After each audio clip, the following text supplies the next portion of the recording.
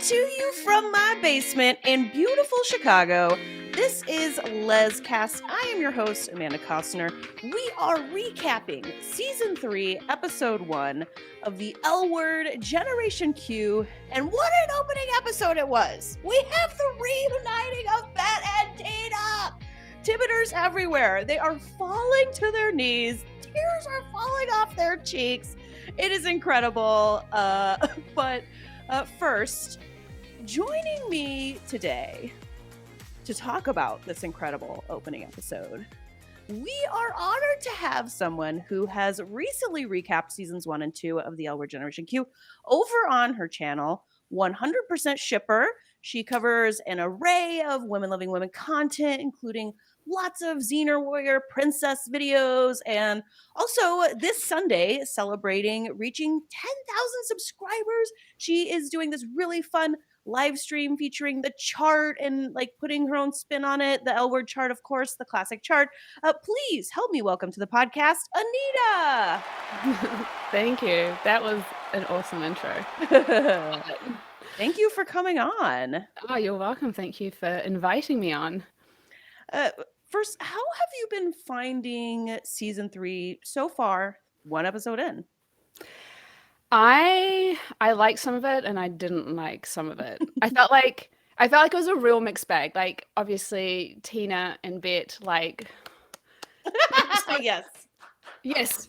Insert applause. That kiss was just... It did things for me that were very positive. Have you recovered yet?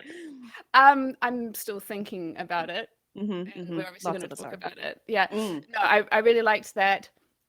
But at the same time, I'm kind of wishing there would be more of a build up for that. I felt like there were two moments where Tina goes from being like, no, this is not going to work out, and like leaves. And then within the space of like that episode, there's just like two moments where Bette is suddenly completely changed and she's like, I'm on that train. And I'm like, I'm a slow burn kind of girl. I like it to build. And I'm like, this should have been an episode 6 moment. I couldn't agree with you more. It was so fast. I feel like just because I've been watching so many Ash Silver videos, but I feel like I've been expecting this Bette and Tina reunion right away. Especially because I know Jennifer Beals is only going to be in 4 episodes this season. I know, right? Like, but why? But also, like, no. I mean, if I was to like pick one person who I'm like, this is the lead of Gen Q, it would be her. It's Bette. It's like you're taking away your lead character. Like, in terms of when I was recapping this thing, it's like she gets the most story out of all the seasons and suddenly she's just gone. Yeah. Well, we are going to break it all down. I do want to jump in. I want to say, though, what is your background with the L-Word? Are you a longtime OG fan? Are you like a recent fan? So I didn't watch it live back in the day because I was in New Zealand and I don't think there was nowhere that it was being shown. So you kind of had to buy the DVDs and watch it, which is what I did. So I have watched it, but I've only ever watched it then. I haven't rewatched it since. And I know, right? It's a lot to rewatch. It's a lot to rewatch, but also the whole Jenny stuff turned me off so deeply. Yeah. Which I think is a pretty common sentiment. Yeah. But it also just became, I don't know, it just sort of felt like it was crumbling near the end. So it wasn't something that I kind of have sat down and gone, I'm going to invest time to watch the 6 seasons again. And I only recently watched Gen Q this year. So cool. Yeah, this is my first time watching it live ever, but I have obviously watched it originally. Okay, awesome. Well, excited to have you on. I'm the same. I didn't watch it in real time. I came out like pretty late, Preacher's Daughter. I wouldn't have been allowed to watch it even if I wanted to. Right. But actually, when did it came out? Okay, I was definitely out of the house by 2010, so I'm not that young. I would love it if listeners thought I was that young. 2004, Oh, it was 2005. Oh, Yeah. okay. And so that was and it finished around 2010. Oh, that's what I'm thinking. Okay, I'm really Yeah. getting my years mixed up. Okay, so I Yeah. was still at my parents, and I would not have been allowed to watch it. They're very Yeah, and conservative. it's not like you had, cell phones that you could watch it on back in the day, or Mhm. like a personal laptop. It was like this was the family computer, right? Yeah. Right, right. And it was like, yeah, no, I think it was, I wonder if you could have got it on, what was it, like green lime or whatever. Oh man, I'm aging myself Oh, here. oh, right, LimeWire. LimeWire, Yeah. yeah. Yeah. Uh, Interesting. Yeah. Well, let's just jump into the episode. A very juicy opening episode. Would expect nothing less from Marge Lewis Ryan. Right. We get that scene we've seen a million times that they teased us with, where Tina's grilling Bette, and I loved when she says that line. I wish you were better at it. When Bette says that, admits she loves her, and that like caught me off guard. I was laughing. I really loved that moment because I felt it did this really good thing. Because, she kind of comes in and she's like, do you love me, right? Which is a repeat of what had happened in last season.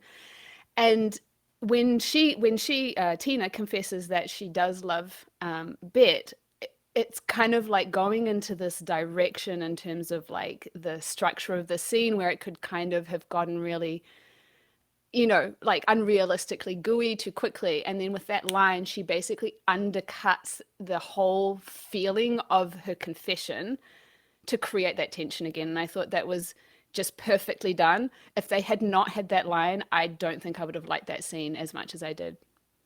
Yeah. Yeah, and also we wouldn't have got that amazing Bette Porter when she screams. Damn. Oh, She her scream was just 10 out of 10. Ugh, I would like pay so well done. money to have Bette Porter curse me out. It's just like she had this moment before where she's kind of just looking around and then she just has this primal scream and I'm like, yes. It was just This is why it's so sad we're losing Jay Beals, because she's such a phenomenal actor. she's amazing. She's amazing. She makes Bette Porter like no one could play Yes. her. No one could play her. And because Bette's not always a nice character. Like most of the time she's not, which is why this episode was like, oh my God, she's like changed. What? I She's like can't. Zen, chill Yeah, Bette now. yeah. She's like, I went on this retreat and didn't speak for 7 days or whatever.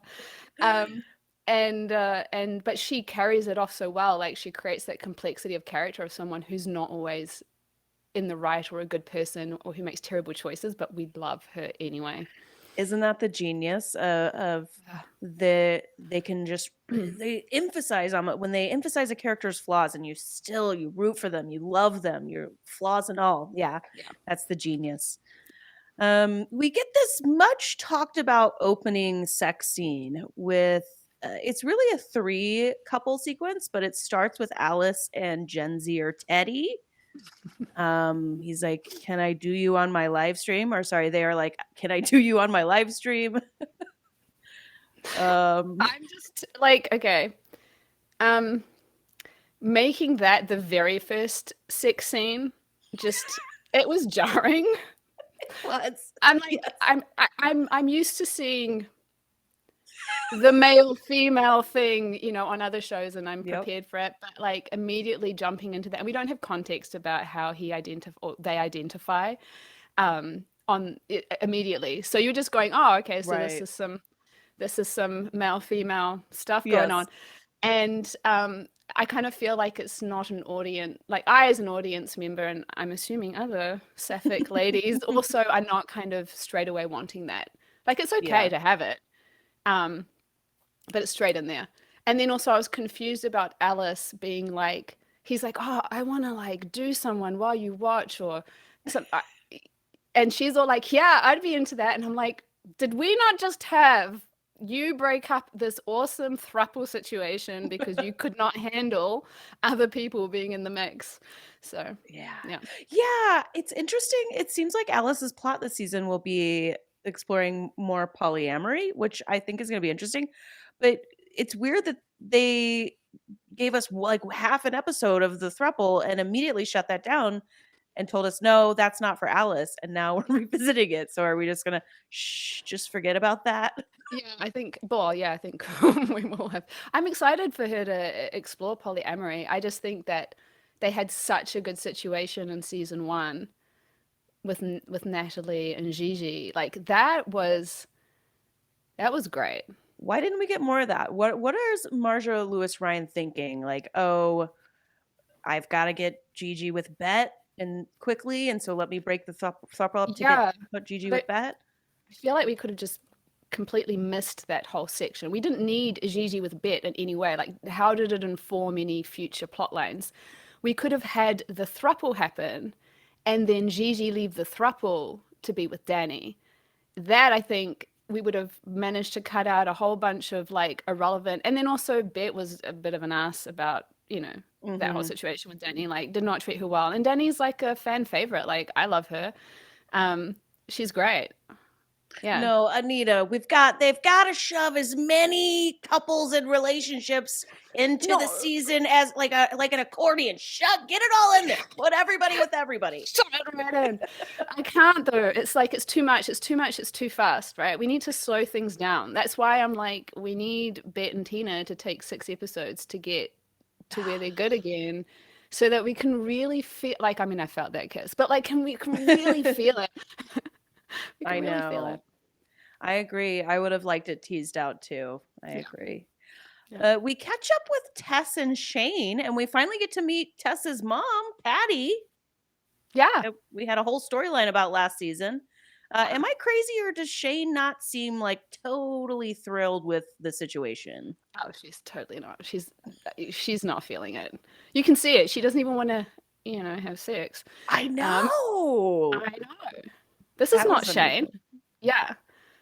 I mean, she Yeah. did later on, just Well, not but with like, us. yeah. And Tess had to kind of warm her up to, you Yeah. know. Um, Is yeah. Tess an exhibition? A little bit of an exhibitionist? I haven't even thought about that, but like, yeah, I could see her.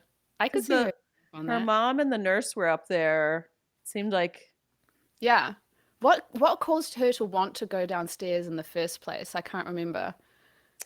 I think, was it just to try to bang Shane?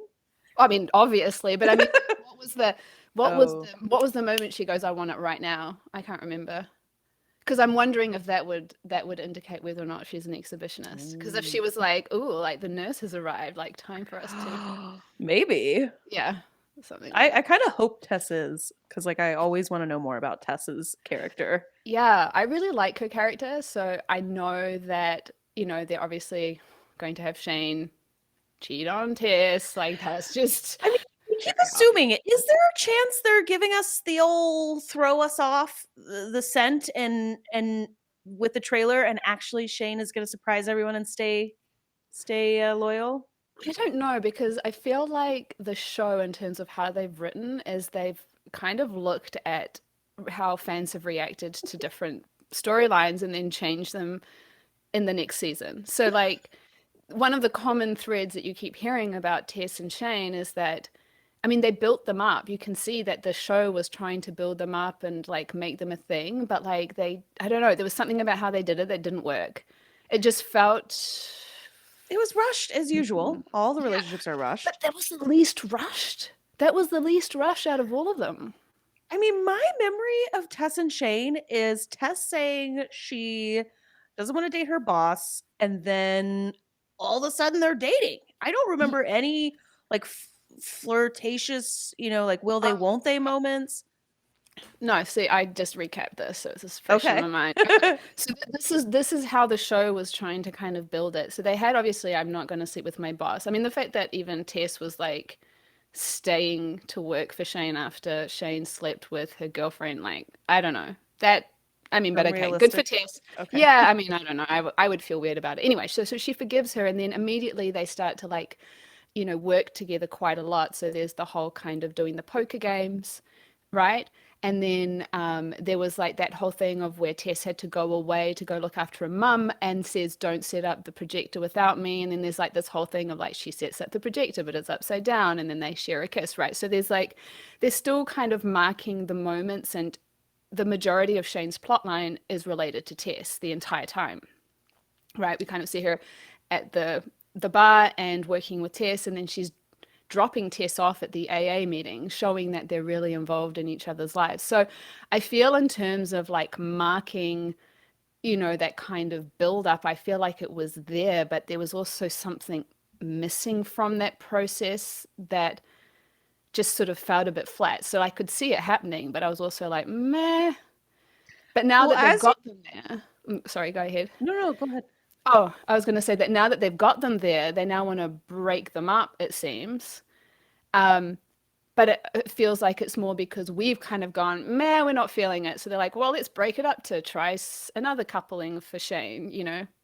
Let's I do let's see agree if we with you. I do think Marjorie Lewis Ryan watches or takes into account like fan reactions, which is interesting because you never know like what the overall perspective is. Like people like us, or even just people commenting on Twitter, like we could all just be the vocal minority. Maybe everybody overall loves Tess and Shane, although I don't really believe that.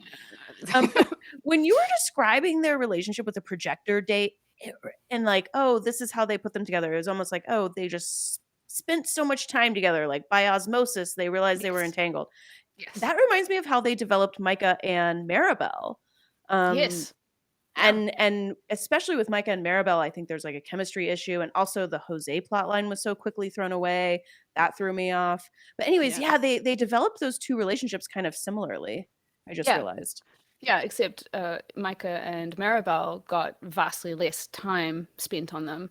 So it feels even more kind of like whiplash when suddenly they're Yes. talking about kids. Yes. Um, and that's also the problem with the whole 1 year leap. Yeah. Oh Mm. man, so when I was watching the episode the second time, I was watching with my wife, and uh she has ADHD, and at one point she was like, "What is happening?" And I was like, "Honey, did you realize it's a year later, right?" I kept continuously having to remind her it's a year later. So Yeah. yeah, it was very whiplashy for a lot of things. Yeah. And we missed out on some of what I think is the real meat and potatoes of like storytelling. We missed out on Bet going through this process of improving herself, right? Do you think we'll get flashbacks maybe, or not, of the Bet improving herself? Probably not. Yeah. No, now that they're at the end point, I don't see that they'll go back. Because what No, what would that help, right? Like it's not going to really nothing. color in much. We've Yeah. but I feel like there's just, and I get why they did it because they want to get to a point where everyone is at that certain point within their storylines. But we also missed out on Danny and Gigi, you know? Like I mean, again, speaking of, we cut the next part of the episode is what will end up being the meat of Danny and Gigi, which is like 2 minutes of them rolling around in bed. it was a good start, but it was not Yeah, don't enough. get me wrong, loved the makeout sesh, very Yeah. cute.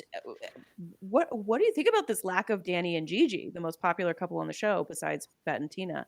Now, like I just sort of talked about how I feel like the show is adapting to fan reactions and then they go and do this. And I'm like, okay, maybe they're not. Um, yeah, it's really confusing because obviously I didn't watch it in real time, the last two seasons in real time, but I saw a ton of Danny and Gigi stuff on my Tumblr dash. And that was all anyone was really talking about in terms of the L word. And now we know that there's a spoilery to say. Okay, should I? I feel like anyone listening to a recap podcast probably knows, but yeah, spoiler alert, like they're not. Spoiler alert, skip 5 seconds if you don't want to hear this, Yeah. but Gigi's going away and I'm like, okay, maybe it's a scheduling conflict, you never know. Like it could be that the actress doesn't want to continue. There's always reasons why that could be, but if it's a writing decision, like why are you doing that? Yeah. Yeah, I think it was the biggest mistake of the year, of the season, is letting Sepida not. I mean, I assume she was under like contract, and so I don't know if she was allowed. I don't know. Yeah. I don't know, like, but also is Bet are we not getting Bet because there was also some other, maybe it was not a writing decision. So, yeah. Yeah. I mean, Bet and Tina, right? Both of them. Like, Yeah. how much of it is a writing decision, how much of it is, and you sometimes as a show, you kind of just have to do the best you can. But unfortunately, in this case, you're getting rid of the two, you're getting rid of the two ships that people are invested in. And Yep. I'm like, well, what's the rest of the season going to be if we don't have that? Yeah, I think I'm just too cutthroat. I see the side of like, oh, you can't always help it, but I'm like, somebody dropped the ball then. Somebody should have made sure Yeah. that that would didn't happen. I don't know Yeah. how, but I mean, as get the budget, like make it irresistible for them yep. to stay. Like, cut, there's too many characters already. Cut some of the other Oh my characters, God, yes. just get rid of them and just be like, okay, we'll take the budget that we had for these actors. We'll, like, um, Uh, yeah. yeah. Well, we go to move Angie in on her first day of college. Anita, would you be just a little bit embarrassed to have four lesbians move you in on move-in day, or sorry, four queer women move you in, or would it make you feel really loved and awesome? I mean, I'm a lesbian, so it's a dream. But Especially if it was these oh four my God. women. Oh my God, those four, can you imagine? Oh my God, I would Uh, die. I would It be would like, be could like, you live with me in my dorm room? yeah, you're like, you're not leaving. And also, can we talk about how insanely amazing Bet looked in that outfit? That was When something. just yes, when she rolled up in the car, I my tongue was on the ground. I mean, oh my goodness. Oh my God. Yeah. Tina's too. Yeah. But I mean, Bet, like that was just, I don't know. It was working for me. No, I would love it. How would you feel if four lesbians moved you into your dorm room? If it was now, amazing. If it Yeah. was when I was actually moving into college, I probably would have been horrified because I was in the closet. Actually, my whole family moved me in, and they moved me in really late after everybody had already moved into the dorms. And when we got in, the first thing that happened was my mom goes up to me and she's like, Amanda, can you please ask your new roommate to take down that Eminem poster? So the first thing my ass did when I moved into college was I asked my roommate to take down an Eminem poster. I was that girl. I was that perfect little closeted, Christian girl. Mm, And they all hated me until they got to know me, and then we all became friends. But anyways, yeah. yeah. So, long story short, I could have used some support from the four Yeah. queer Yeah. ladies. I mean, it's the dream squad of moving into dorm rooms. Yeah. Yeah. I loved when Shane was like, "Don't make it weird," and Alice immediately was like, "Hi." I literally just have that written down as like, because I made some notes. I'm like, hi! I just have that written down. I loved it. It was just, it conveyed everything on just that one word. Yeah. Also, it said a lot about how Tina fits into that OG group. Like, I mean, we obviously know it now. We're 3 seasons in, and it's clear that, Shane and Alice are Bet's friends and not Tina's. But even now, with Tina living in the city again, she's clearly not. Like, that's a friendship that really belongs to Bet, and it wasn't really Tina's. I thought Oh, that that's really, such an interesting point. Yeah, I yeah, hadn't and I think noticed that. that really kind of, that one high really kind of just said all of that for me. Yeah. Yeah, and I don't remember what else the dynamics were, but they also were a little they said something to Tina like was it protective of Bet or it was when Shane was like, "Oh, there we've got a new Bet. She's reflecting." I don't know. Yeah, you're totally right. They're best friends. Yeah. Yeah. Totally. And obviously they've been on that journey with Bet changing who she is, and yeah. Do you think she's how long are we going to get chill Bet? I mean, we only have her for 4 episodes. So, is this the season 3 Bet until the end?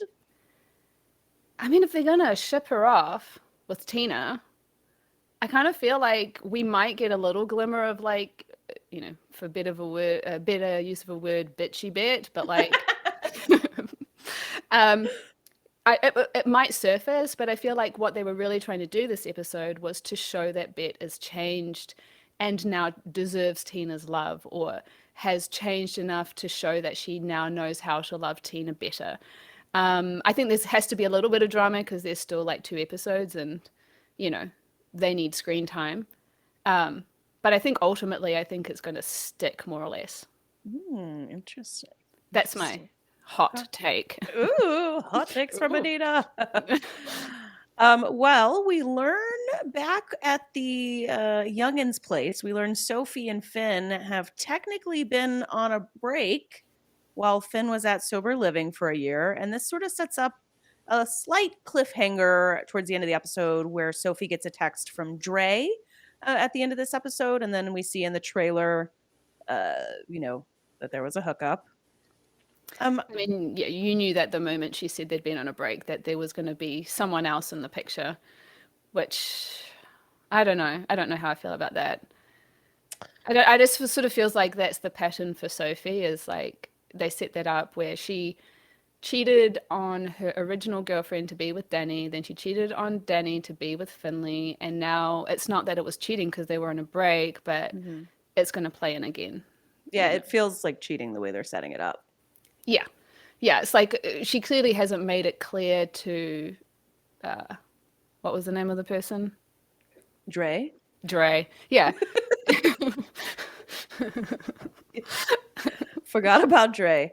Yeah. I'm like so unimportant. But it feels like she obviously hasn't communicated to Dre that That there's she's a got person they're like in there's love, someone else. supposedly. Yeah, That's a big deal. supposedly. And you know what? Like I was totally not. Like I thought Finley and Sophie was just like, oh, last season. I Me was just too. no, I was just like, oh, like what is this? It just felt so forced, and it was like they're trying to kind of create this like true love storyline or something with them.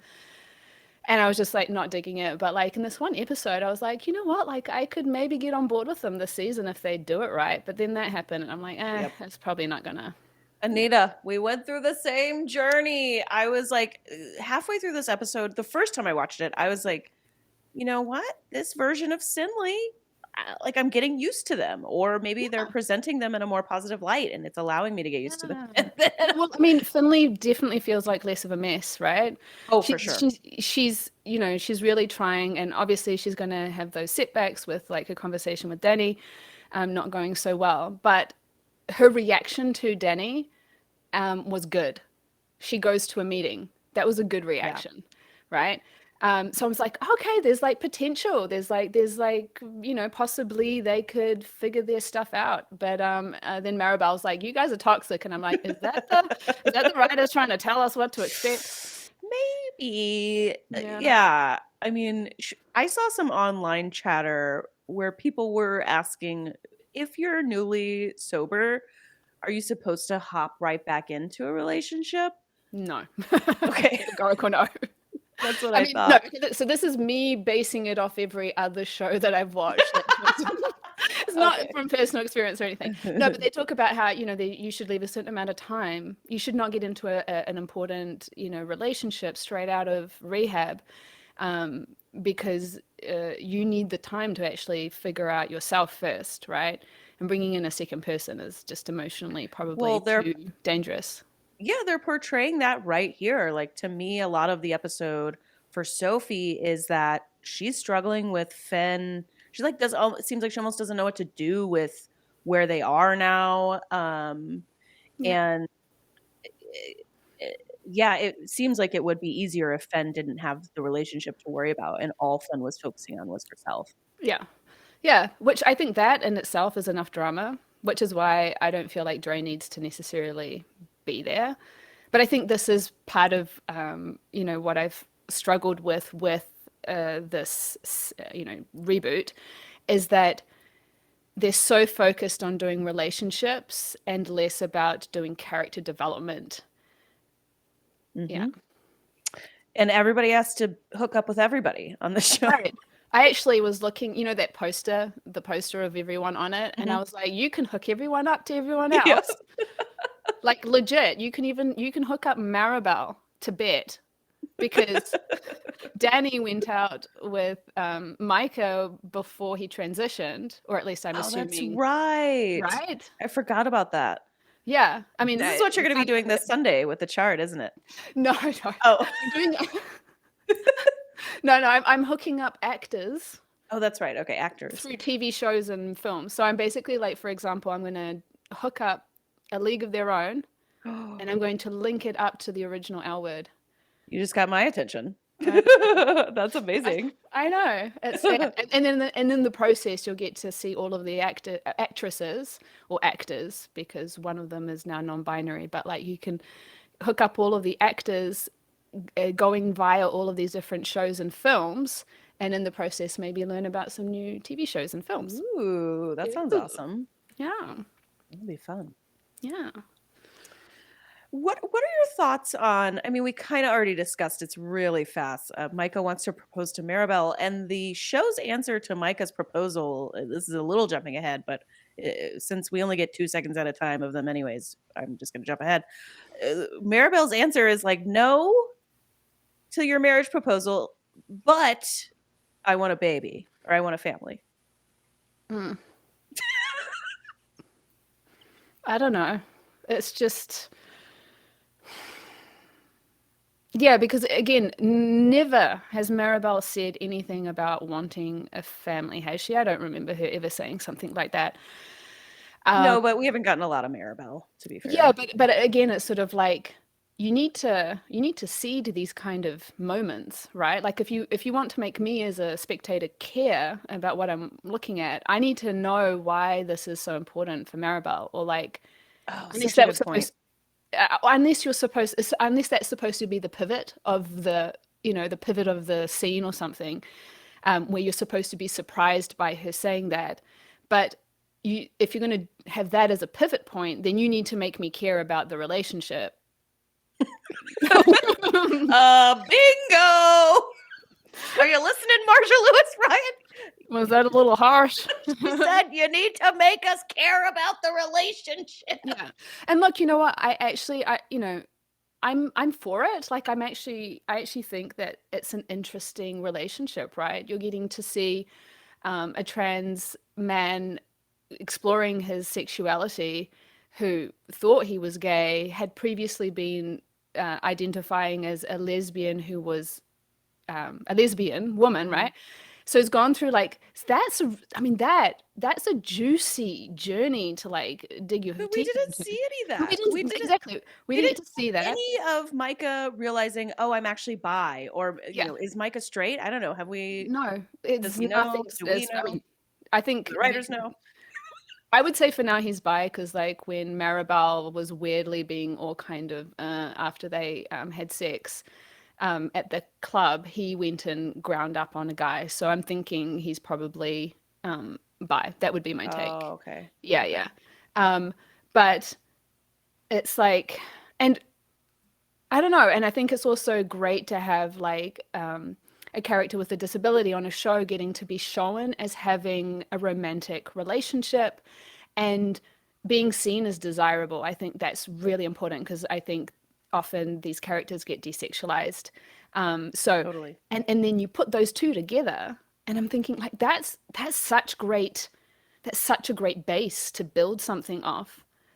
But then it's like given no real screen time, and Right. then you can talk about the chemistry and all of that, and then it just becomes like out of all the storylines when I was recapping, I could have just left all of that out and it wouldn't have mattered. Yeah.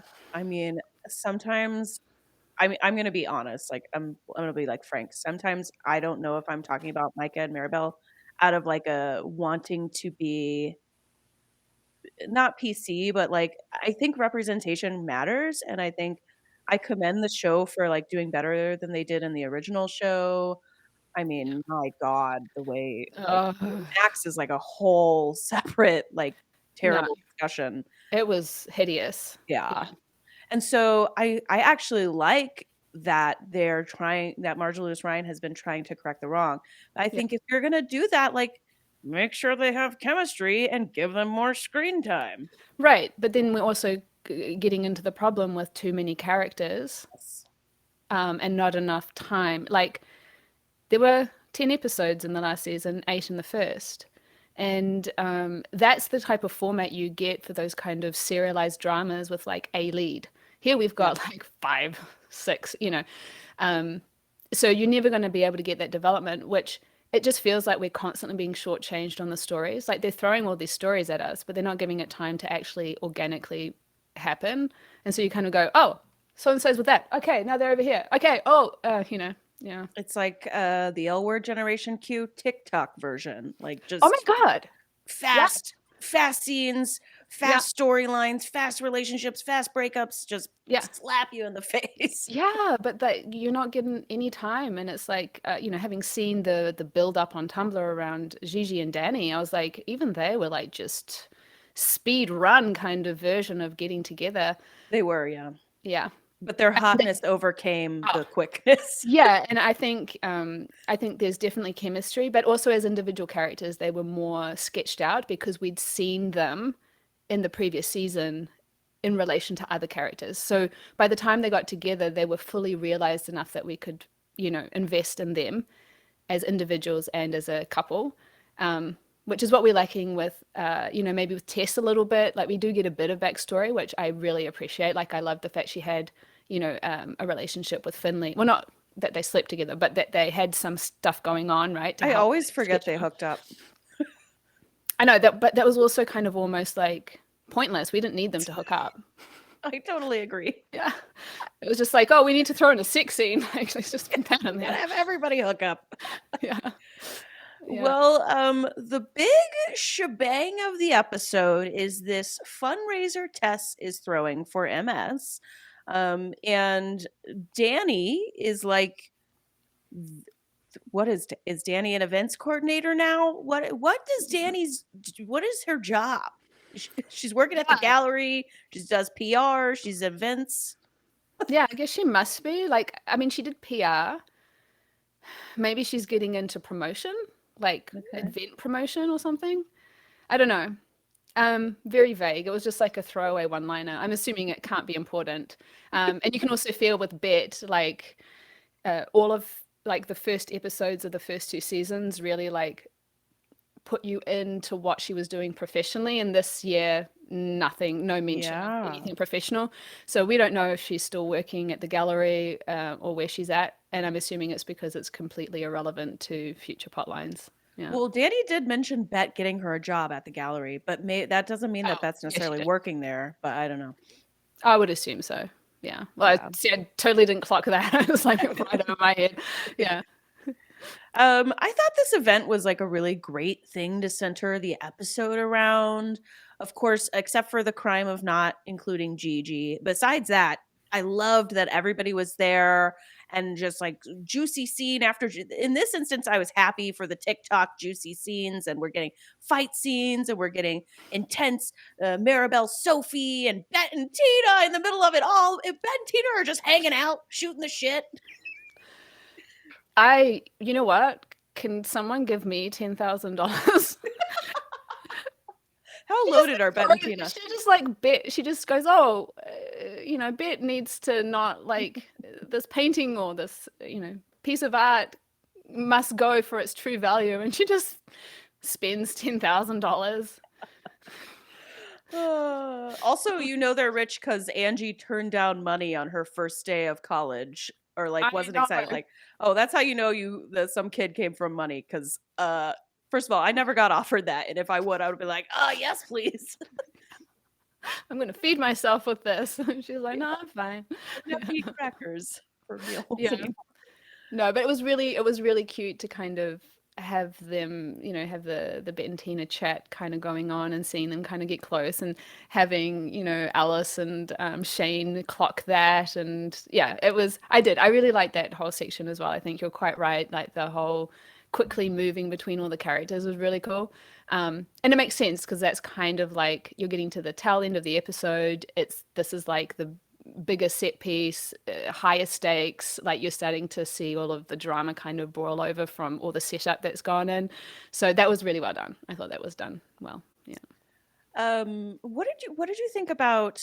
We learn Finley's getting her job back at the bar. So she's hopping back into the relationship and she's hopping back into the job at the bar where she serves alcohol. I was thinking they should have tried to get her to work for Alice again, or like Shane's so loaded, apparently, like have her help with the mother-in-law or something. Yeah, totally. I mean, no, I don't think it's a good idea at all. I think it's terrible. I'm like, you just came out of rehab and you're going into a place where there is alcohol being served, and no matter how okay you are with your alcoholism, that's not a good environment to be exposed to. I'm really surprised that Tess obviously has managed it and she's at a point where she can be around Right. alcohol. But I'm surprised that she would suggest to Finley straight out the gate, like, here, have this job. It just seems to be like, yeah, I think agreed. And also in terms of just like where Finley seems to perform well, she was a really great assistant to Alice. Like Alice really loved her.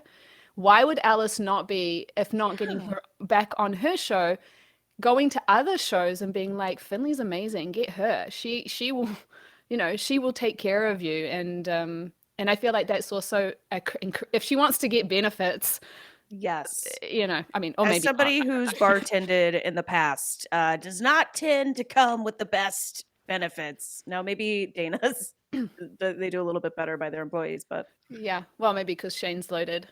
Because she also had 10,000. She also had $10,000 to like throw in a poker game.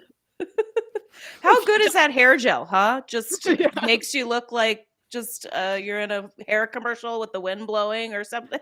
Yeah, but also Apparently, she doesn't seem to be selling her hair products anymore yeah, because she doesn't need apparently to. it's a relic. Yeah, maybe she does. She's so loaded. Yeah, she's so. She's like private jet loaded, if we're I mean, God, remembering she season is. one. Yeah.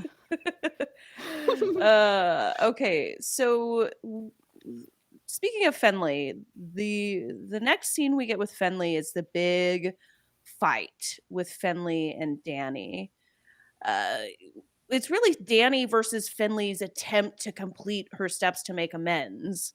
Like Finley obviously does not want to fight Danny. What was your opinion of this scene? Who was in the wrong? Who was in the right? So I watched your reaction earlier today, and I thought you just said it quite right. Neither of them are wrong. They just both have what their want is in the scene, like what they're trying to achieve in the scene, is at cross purposes. I think Finley needed to step back sooner when she saw that Danny was not in the right space, and I think that her trying to continue to have that conversation is kind of maybe typical Finley.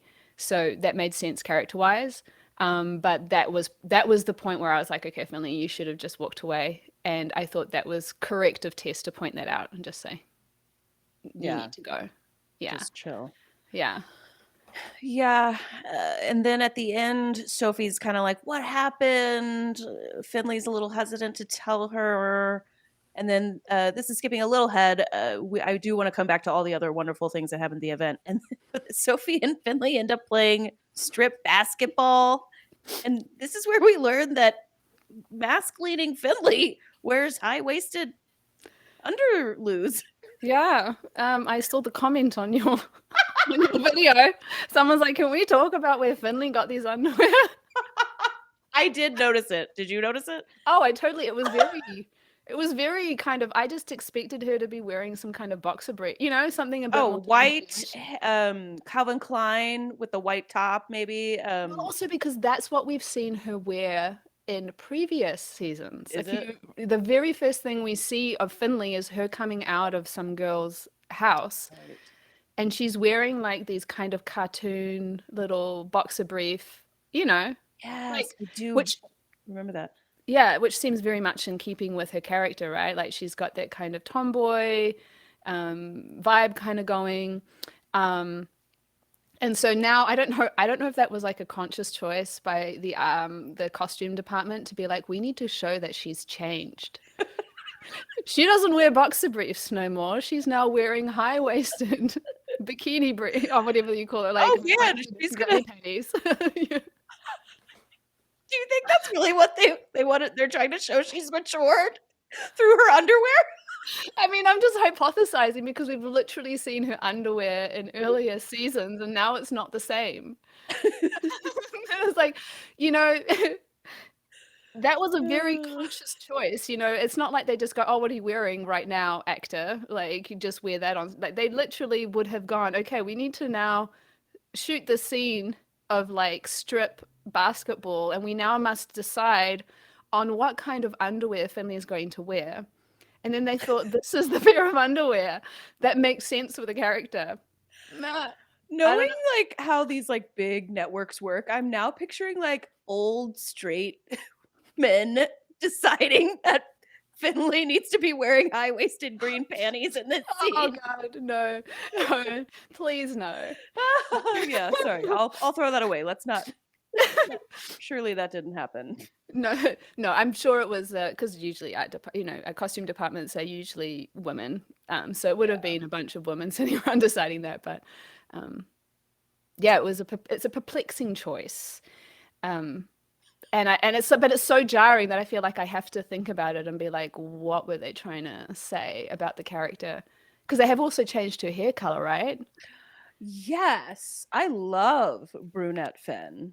Very hot. Yeah, Jacqueline Tabani is just extremely attractive. she really is. Yeah. I mean, like, up until she got super messy with the whole breaking up the wedding thing, I was really rooting for Right. her as a character. They really assassinated her, and Sophie as well, but like Finley particularly just took a nosedive in season two. So maybe this is going to be her redemption, and they're like trying to signal how much she's changed through a change of hair color. Um, That's yeah. an interesting point. I hope you're right, and I know a lot of fans are like wanting the show to go back to the season one plot line of her sort of like religious background, what happened when she went home, all this stuff. Like Yeah. maybe we'll get that along with the hair change. Yeah, although again, I feel like because we skipped a year, we've skipped all of Right. her processing, right? Like we've skipped all of the work she had to do to get to a point where she's able to even go up to people and be like, "I'm sorry that I did this." Which is another reason why I'm a bit sort of, "Oh, why did you jump a year?" Yeah. Yeah, Yeah. That's a yeah. good point. We're missing out on stuff. Mm. I thought Shane and Kehlani had amazing chemistry. I may or may not be biased. A little bit of a fan. Yeah. Yes, yes. So I'm going to confess something. I Okay. had no idea who Kaylani was. Yeah. Um, I mean, she'd kind of come up in relation to the L word before, today. Like, so I knew she was going to be coming on and then completely forgot about it. I'd actually Googled her to kind of figure out who she was because people seemed to be really excited about it. But that was not in my head when I watched the episode. So when she kind of does that whole thing of like, you can't be in here and shuts the door on Shane, like you just know something's going to happen. And my first reaction was actually more like, oh God, Shane, really? You're going to have an affair with her? I mean, she's gorgeous and she was devouring Shane with her eyes. Oh Like, yeah. oh, like that could have happened. Like How that did was, Shane resist? it was kind of the sexiest moment of the episode. Let's I just say I I I can't even talk when I think about it, obviously. You know that. what's interesting is the first time I watched it, I was so busy thirsting over Kehlani that I didn't notice anything but Kehlani. The second time I watched it through, I was like, this dialogue is kind of hilarious because Shane's like, you've taken good care of your hair. Like they're using hair talk to be all sexual. I know. I mean, I think what they were trying to do was to highlight how far Shane has come from her true self by being with Tess, and therefore introducing Kaylani. What's her character name, by the way? Do we know? I don't think so. I'm Uh, gonna go IMDb it. yeah. But having Kaylani kind of show up being from that industry, recognizing her, and then being all like, come with me, um, do my hair. It was like there was so much sexual innuendo in that. And I feel like they were trying to show that Shane has gone so far from who she was. Because with Tess, she's having to deal with like, the mother-in-law in inverted commas, the mother-in-law with her issues and the fact that she was reluctant to have sex with Tess shows that she's maybe not kind of feeling herself at the moment. And so then to juxtapose it with the sudden rush of attraction to Kaylani was meant to kind of highlight that, that kind of gap that's being created for Shane. So yeah. Oh, her name is Ivy, by the way, Ivy. which great character That's a name. great name. Yeah. Oh, Really. just as soon as you hear the name Ivy, I mean, it's probably like because of Batman or the comics or whatever, but it's like, Yeah. oh, that's sexy. Oh, it's a very sexy name. Yeah. Ooh, Yeah, I'm yeah. getting chills right now. Girl. Anita, a question. Are you Yes. an 8 p.m. bedtime type person or an I just got this last minute DJ thing at this loft space downtown type person? I just got a, well, I would never get a DJ gig because good Lord. But I'm definitely not an 8 p.m. Okay. I'm a whenever I finally get myself into bed, PM is, well, AM Okay. Are you usually. you're a late nighter then? Oh, terrible. Ooh, Terrible. What about you? okay. I'm one of those people who I don't like to stay up late or wake up early. So I like to go to bed around 11, ideally, maybe midnight. And then if I go to bed a little bit late, then I want to wake up around 8. If I go to bed around 11, I want to wake up at 7. But I was actually telling you offline before we started recording that I've been having insomnia. So I woke up at like 4:30 today or something.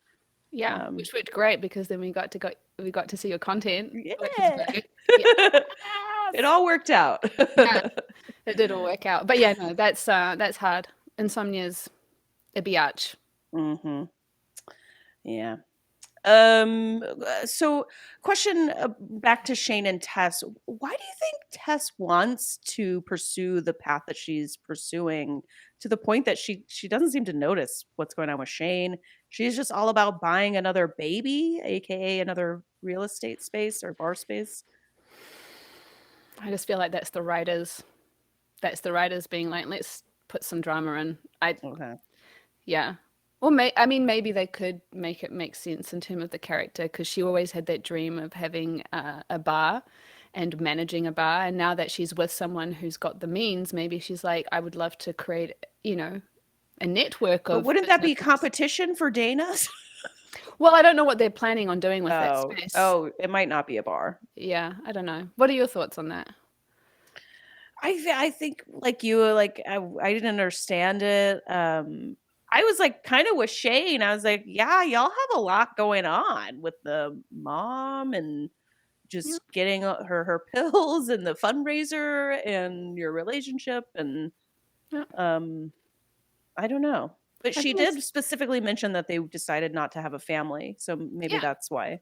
Well, I mean, that makes sense, right? Because I think it would have been pretty terrible for them to go back on the reason why she broke up with her wife, whom she loved very much. It was about not wanting to have children. So for her to then go and have children with Tess, I think would have been really tone deaf. Hmm. Um, but yeah, I just think it's the writers going, we need to create some kind of tension and drama and give Shane a reason to want to leave the relationship. Yeah. We're justifying Shane getting it on with Ivy. Yeah, basically. I mean, like I'm not against Shane having a good time or anything, but I feel like if you seem to care so much about Tess and Shane last season and you're just going to throw it away now. It just kind of continues that cycle of like just, the in and out. Hmm. Yeah. Speaking of the cycle, we get Angie's first heartbreak. Jordy sort of brutally will break it up night one in the dorms. Yeah. Angie's like, you couldn't have done this yesterday? I know, that was insane, wasn't it? But I kind of feel like that's very much how Geordie is. Like she really wasn't there for Angie in season 2. Like her That's right. apologies or her trying to be there for her was pretty half measured, and she really only cared about being prom queen. And I think she was super dismissive of Angie in a way that just didn't make me warm to her. So I'm not sad that she's gone, um, or at least that they've broken up. I don't know if she's gone. Yeah. What did you think of how that all went down? Now that you remind me, yeah, it makes a lot of sense because Jordy wasn't a great girlfriend to her last season. No, she really So wasn't. It was only because of that kind of over the top, will you come to prom with me, that Angie actually stayed with her because she was literally talking about breaking up with her, and that episode, and then that happened. Um, yeah. So I feel like that relationship was always going to be on the rocks. And now that Angie's 18, and I'm assuming the actress is also 18, they can start to give her some maybe more adult plot lines. But to be honest, I kind of don't want to see it. Angie's a little Yeah. baby. I don't want to see her like getting I, too spicy. yeah. Are you I know that some fans are kind of like, I just am not, as we know there's too many characters.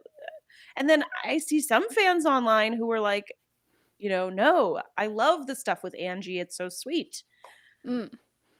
Yeah, I think there's a sweetness to because it was her first relationship and all of that. I felt like she was included because they kind of had to because she existed in the original series. But I think if you know, I like her. I like Angie, and I like the actress who plays her. So I'm happy to see her. Um, but she's definitely like the only of her generation on the show.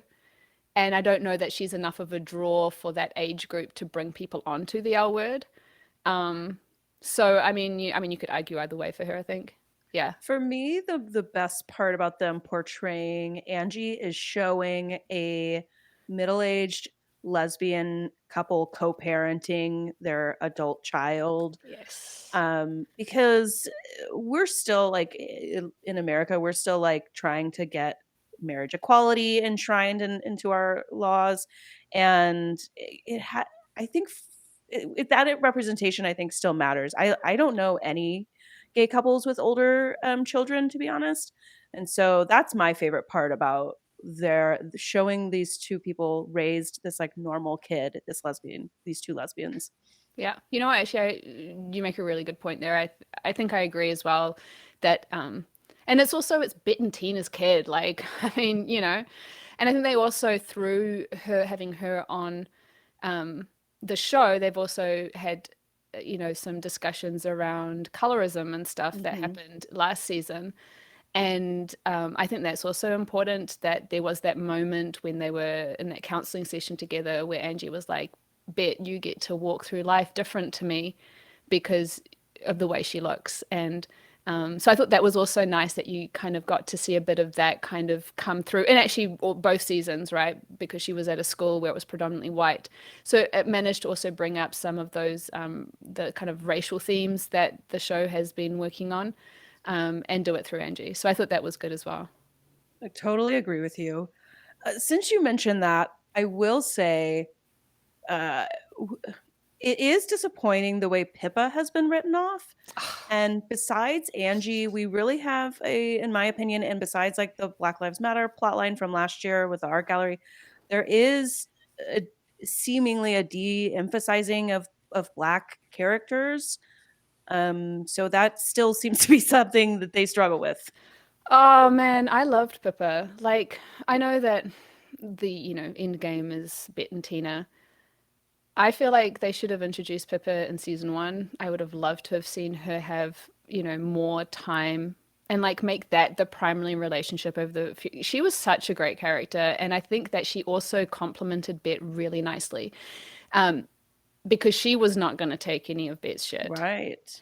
She and also because Bette admired her so deeply that she would take on board what Pippa said, and it actually shook her so deeply when that whole kind of issue with the wing, the Nunez wing, was happening, and she kind of misstepped and said that they would pull out Pippa's you know Right. art from the gallery and whatnot. And that was the most vulnerable we got to see Bette in the last couple of seasons, and I just really loved that kind of seeing that vulnerability come through for Bette, but also Pippa as a character, I felt could have gone some really interesting places. I mean, I think Hmm. also I can't remember who the actress is, but Vanessa Williams, I think. Vanessa Estelle Williams. yeah, she's great. So Yeah, it's Vanessa Estelle Williams. I was just double checking that. yeah, so Um, it's a shame we didn't get to see that. I agree. She is going to be back in the season, but I just feel like they're bringing her back because of fan backlash, and I don't think they're like putting a ton of effort into the character of Pippa. Mm. Boo. Boo, hiss. I thought it was pretty cool. Although before we get to the very end of the episode, I do want to go back quickly. Speaking of Bet and the way whatever Pippa brings out in Bet, how funny was that kind of like self-aware conversation between Bet and Tina at the club when Bet was like to Tina, yeah, you've had experience managing big personalities, aka my monstrous ego. Yeah. That was great. I think that was great. Yeah. I think that was a cute, like, it was a cute moment to create that kind of, like that feedback loop between them and also that Bet was willing to make that joke at her own expense. Mhm. Again, to signal that she's changed as a person. So I thought that played well. I thought that played really well. Yeah, me too. Yeah.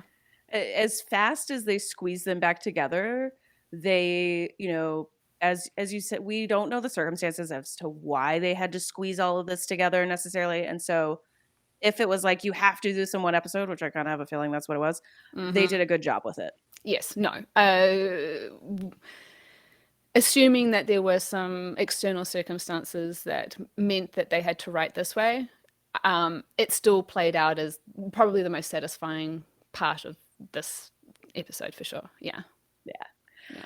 We get the somewhat poetic Finn at her AA meeting, sort of talking over, weaving in some of these scenes at the end, along with a very forgettable squeezing in of Gigi and Danny. Like Gigi gives Danny an ominous look. Yeah. That's sort of how we end that. It's like she just like closes the book. Yes. She puts the bookmark in and then she closes the book and you're just like, okay, that conversation did not go well. And you're just like, like the only information we've been given is that potentially Natalie is not okay with Gigi moving in with Danny, and it's like, why would that be a problem? Very unsatisfactory. See, and I think this is another one of those. I don't think this is another one of those they had to, because Sepidah's leaving the show, they had to figure out how to break up Jeannie, and I think they screen time then. Do what? Give them screen time. I know, right? I know. Like if they only have Sepidah for one episode or 3 episodes or whatever, then give them storyline to make us understand why that relationship's not going to work out. Yeah, where they succeeded with the Bette and Tina thing, they totally failed with Danny and Gigi. What a lame Nat is not okay with and maybe in the writers' minds, Gigi's making this up because Gigi's still in love with Nat. No. I don't know. No, like that boat has sailed, like that's gone. No, but the writers are like, oh, the boat's coming back. It turned around. The boat's headed back to us. There's Nat. Hey, I'm on the boat. No, please. Nat doesn't seem to be in the season if she's not in the first episode. So I think she is going to be in the season, but oh, okay. I don't know when. I believe that Ash mentioned that in one of her videos. I've tried to stay spoiler free. Although I did catch. I mean, I know obviously that Bette and Tina are leaving, and now Gigi and Danny, or Gigi. Yeah. Yeah. What do we think? What do you think of our epic closing Bette and Tina, where this kind of bomb gets dropped on us? First of all, didn't we at one point in the OG show get told that Bette's mom had died? Or am I crazy? I don't remember this. I love that answer. Me neither. Okay, maybe that never happened. I mean, they mentioned that relationship in previous Gen Q seasons. I think it might have been in the first or second one. And obviously talked about how that relationship was not good. Was that last season when they were in that between Carrie and Bette or something like that? Anyway, so that's been brought up before. But what I didn't like is that we don't get to see her process of forgiveness. We just go from her not being okay with her mum, never exploring how or why or what, maybe in the original series, I don't remember if there was ever a plot line around her parents, but I don't remember one. And then now I mean, she's there a was a lot with her dad. yeah, but not okay, not with her mum though, right? No, it was sort of my understanding was like, oh, her mom ran off and it was, her kid and her dad. That was my Okay. understanding. Right. So there's a lot of unresolved and suddenly it's resolved issues. Right. And it just sort of feel like, am I supposed to feel something about that? Because if I am, uh, all I'm seeing is that, okay, again, a signal, like they're signaling to us again that Bet has changed because she's managed to forgive her mum. But again, we've kind of missed out on that whole process. Yeah. Yeah. I actually do feel you because what I took from that was that I was supposed to be like, oh, her mom? What? But actually, I was like kind of laughing at some of it when that was like, I told her the whole epic story. I was like, how did her mom respond? Was she like, too much information? That's a lot of lesbian drama for one visit. Yeah. Yeah. How good is her mum with her lesbianism? I don't know. We'll have to answer that never because Jamie Mills is leaving the show. Yeah, and she's forgiven her, so we're probably not going to mention her again. Yeah, that's done. Throw that away. But of course, the part that I cannot laugh at, I was totally all in on Bette and Tina. I was waving my Tibeter flag around when they started kissing. When Bette grabs Tina's hand and just, Oh, oh, uh, oh, it was something. Like that was just like the softness and the tenderness, and then it was just like instead of going straight for the kiss, it's like, it's that kind of like non-verbal, are you giving me consent to go any further, which is super sexy. And then it was like, yeah, and then when they kissed, it wasn't like they were going all out for like this big makeout session. It was actually just like it was like a kiss that signaled their emotions of coming back together, but it's not sexual. And I just like, mwah, like, I mean, mwah. it was like just a It was a little bit. little, No, just no, a no, no. little. I mean, I it mean, was. when it started happening, my wife started twerking on me. She was so into it. So it was just a little bit. We were like a little bit pumped. Yeah, yeah, yeah. I mean, what I meant by that is like, it wasn't like they were heading straight to the bedroom, Right. right? It was some true love. It's not like other Tina and Bet kisses after, it's not like the elevator. Yeah. Yeah. Yes. Yes. It's not the elevator. It was more just like, and then also Tina was almost like, I'm gonna go, and then Bet kind of just holds her back with that hand holding. Yes. It was just so nice. I And liked it. then Angie comes in with you've gotta be effing kidding me. That Funniest line. bookmark that scene to perfection. It was the same in the same way that I love the way Tina at the beginning of the episode was like, "You don't know how to love me." Bam, she's out, undercutting that whole thing. Angie coming in, what the fuck? Totally Wow. undercut that scene again. So nice parallels, like to bookend the episode, and just also just sort of creating that reality, like bringing them back into that moment. It was, yeah, I loved it. It was hilarious. Great ending. Great Yeah. ending. Oh And yeah. then did you watch the trailer for I the did rest of the not. season? I didn't. Oh, Spoiler free. it No. is messy, messy. Very messy. Very I would expect nothing less from the L word. Yeah, I mean, obviously, the drama of this show is generated entirely by the lesbian relationships, almost entirely. Yeah. Yeah, so it has to be very, very messy. It does. But what did you think of the trailer? It got me really excited. It was some repeat from like the trailer for that we had already seen, but like I went on Ash Silver's channel a couple of days ago and she sat there and like zoomed in on it and like She Sophie's does those Sophie's so the one well. that gets pushed into the pool. I'm excited. It's gonna be fun. Yeah. Yeah, Ash does a really good job of deconstructing every moment. Like she's got that eye, the Hmm. eagle eye where she can be like, okay, this, and then she Yep. like connects up the dots. Yeah, she does really well with that. Nice. Okay, well, I'm excited because you're excited because yeah. I think it's going to be juicy, whatever it is. Oh, I mean, yes, juicy. Do you have any predictions or anything you want to see in episode 2? I mean,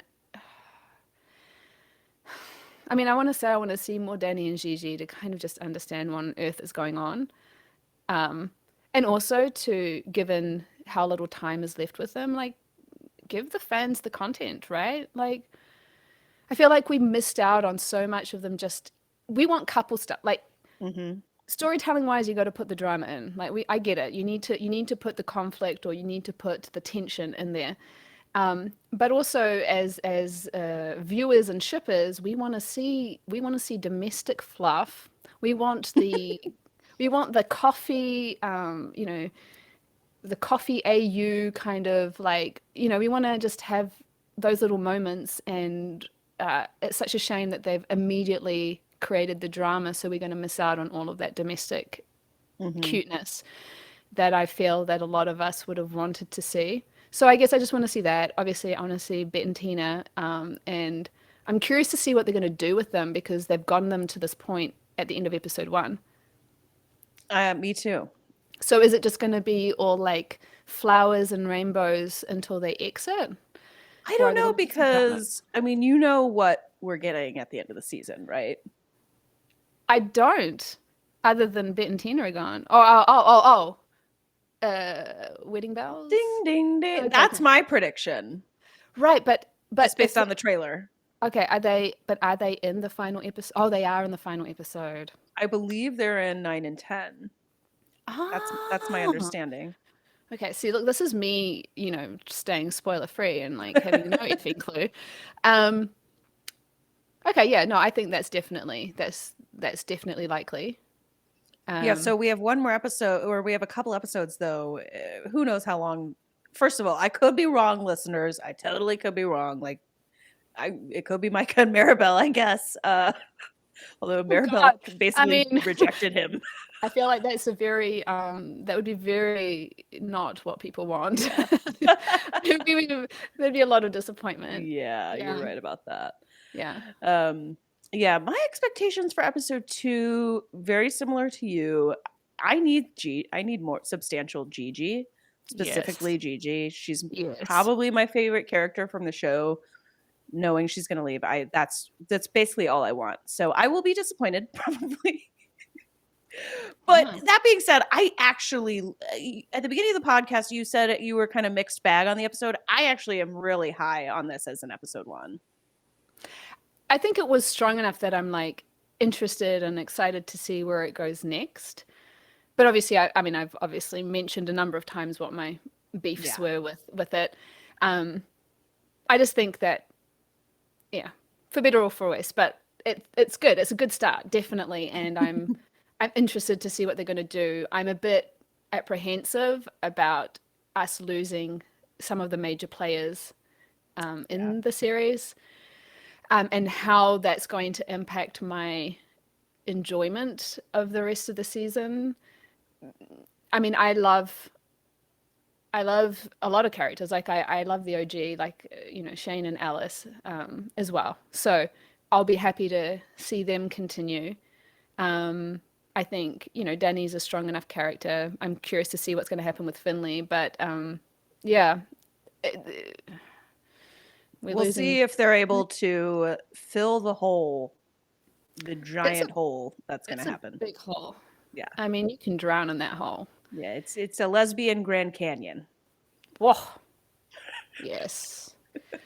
I'm just getting images right now, but that's big.